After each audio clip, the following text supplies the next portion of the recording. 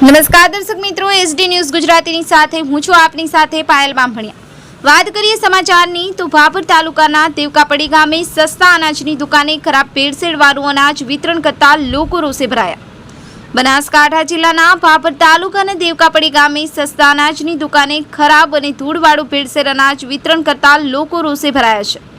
ભાભરના દેવકાપડી ગામના લોકોના જણાવ્યા મુજબ મળવાપાત્ર અનાજ પૂરું આપવામાં આવતું નથી અને કોઈ જાતનું બિલ કે પાકી પાવતી આપવામાં આવતી નથી, જેમાં જેને જેટલું અનાજ મળવાપાત્ર છે એમાં પણ પૂરું અનાજ આપવામાં આવતું નથી, જેને લઈને લોકોમાં ભારે રોષ જોવા મળી રહ્યો છે। જેમાં ભેળસેળ અનાજ ઓછું અને ખરાબ ધૂળવાળું વિતરણ કરતા લોકોએ અનેકો સવાલ ઊભા કર્યા છે। જેમાં સસ્તા અનાજની દુકાનના બોર્ડ નથી, ગામમાં જેમ તેમ ચાલતી સસ્તા અનાજની દુકાન ગામે અનેકો સવાલ ઊભા થયા છે। ત્યારે અનાજ ઓછું આપે છે અને એમાંય ખરાબ અનાજ વિતરણ કરતા દેવકાપડી ગામના લોકો દ્વારા મીડિયા સમક્ષ નિવેદન આપી પુરવઠા વિભાગ દ્વારા તપાસ કરી અને યોગ્ય કાર્યવાહી કરવા માંગ કરવામાં આવી છે। Bureau report, SD news Gujarati, Ramesh સત્યની સાથે।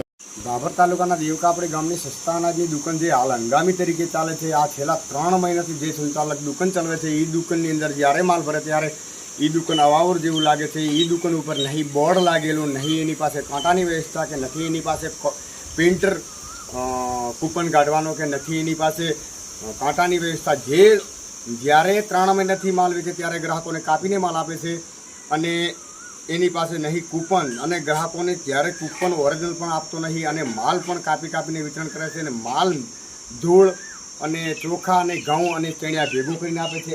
આવી કેવી રીતે આને લોકોને ખાવું, આવી રીતનું માલ વિતરણ કરે છે તે છેલ્લા 3 માસથી ત્રહીમામ કરી રહ્યો છે અને માથાભારે ભાઈ સંચાલક છે। તો આવા સંચાલકને તાત્કાલિક સીલ કરવા આજે તારીખ 22/5/2024ના રોજ સપ્લાય ઇન્સ્પેક્ટર સાહેબે તપાસ કરતા એમણે જોયું છે અવાવર જેવી દુકાન જોઈને ગયા છે।